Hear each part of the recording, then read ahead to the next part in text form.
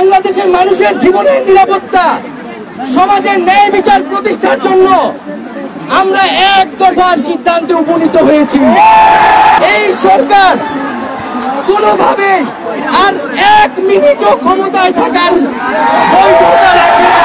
শেখ হাসিনা বলেছেন গণভবনের দরজা খোলা আছে, আপনি দরজা খুলে অপেক্ষা করুন। আমরা সংলাপ নয়, আমরা আপনাকে উৎখাত করার জন্য আসবো।